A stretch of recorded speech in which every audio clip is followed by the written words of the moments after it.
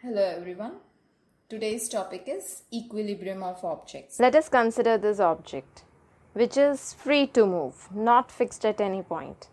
If I am applying force F1, it starts moving in the direction of force. So it starts performing translational motion. So it is not in equilibrium. Consider this object which is pivoted at its center.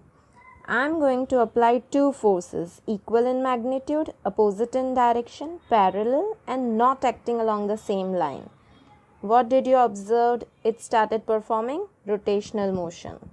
Now, to the same object which is pivoted at its center, I am going to apply two forces which are equal in magnitude, opposite in direction, but the point of application is different. So, on application of force, object is not changing its state of rest. In spite of forces acting on it, no change in its original state. So, object is said to be in equilibrium. So from the example we understood, when number of forces acting on the body produce no change in its state of rest or of motion, the body is said to be in state of equilibrium.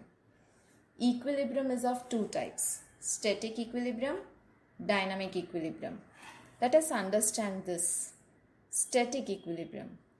Imagine any object is in state of rest. We are applying so many forces to it. Still it continues to be in the same state of rest. Then it is said to be in static equilibrium. And if object is initially moving with constant speed and in particular direction, we are applying so many forces, still it continuously moves in the same direction with same speed. Then we can say it is in dynamic equilibrium. Let's study static equilibrium in detail. For that we will take this example. Consider this block. We are pulling this block towards right with force 5 Newton. And we are pulling towards left as well with same force 5 Newton. What will be the observation?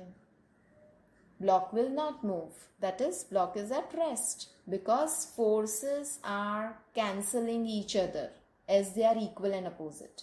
Right? So, in spite of forces acting on it, it is not changing its original state of rest. So, it is said to be in static equilibrium. So, what's the definition? When the body remains in a state of rest under the influence of several forces, the body is said to be in static equilibrium. Next example is a beam balance. On this beam, we are applying force F1 by keeping the standard mass. This F1 force produces anti-clockwise moment, right? And right pen, we are putting some unknown mass here, which is applying force F2 on this beam. This F2 produces clockwise moment, right? If this anti-clockwise and clockwise moments are equal, the beam will be in balanced position, right? So if forces are same, we will get beam in static equilibrium, right? Next is a book lying on a table. Let's think of which all forces are acting on this book. Force applied by book on the table, which is equal to the weight of the book, which is in downward direction. Next is reaction, force of reaction applied by table on the book in upward direction. As both the forces are equal and opposite, they cancel each other. So book is in state of rest. So book is in static equilibrium. Now dynamic equilibrium. Imagine an object which is moving at a constant speed in particular direction. So in spite of several forces acting on it, it continues to be in same state of motion. Then it is in dynamic equilibrium. First example of dynamic equilibrium is raindrop reaching Earth's surface. In case of a raindrop, let's see which all forces are acting on it. First is the downward force, is its weight due to gravity. Upward force, frictional force applied by air molecules.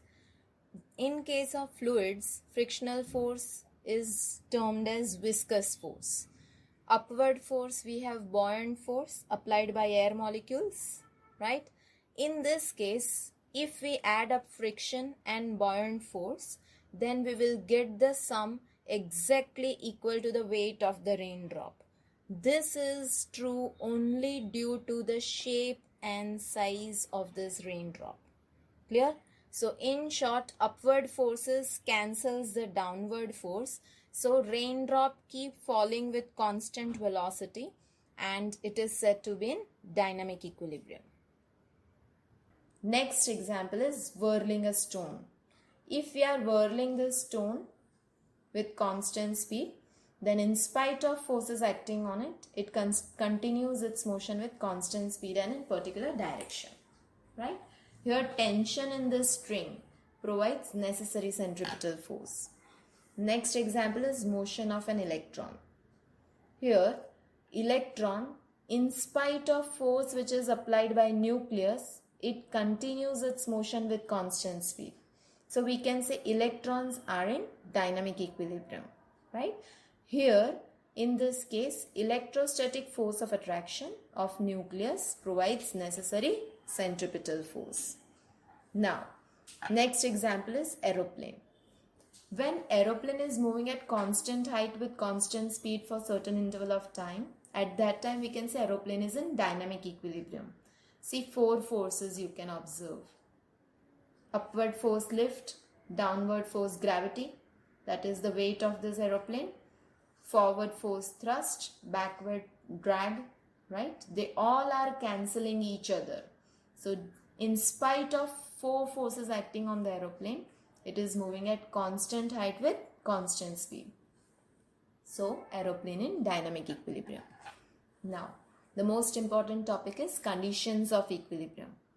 When can object be in equilibrium?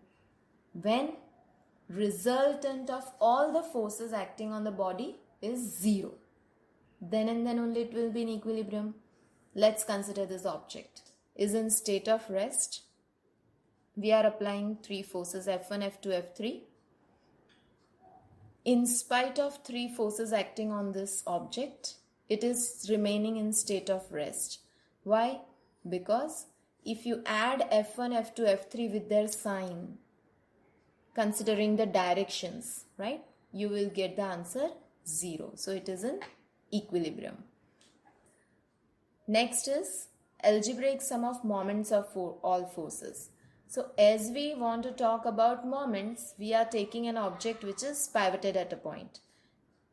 Consider a beam which is pivoted at its center. Now if we use the standard mass, then weight of this object applies force on the beam and it produces clockwise moment, right? Now whatever be the distance from the pivot, yes, at the same distance we are keeping an apple on the left side.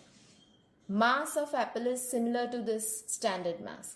Then we will get force applied by apple on the beam which is equal and it is going to produce anti-clockwise turning effects. So in this case, clockwise moment is equal to anti-clockwise moment, right?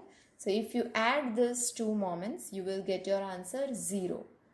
You know this, that we are taking anti-clockwise moment positive and clockwise moment negative. And as both are equal, we are getting answer 0. So what is our second condition? Algebraic sum of moments of all forces acting on the body about a point of rotation should be 0. First condition was for translational motion. That is object which was not fixed at a point, free to move. And second condition is for an object which is pivoted at a point. So it is for rotational motion, right? Thank you.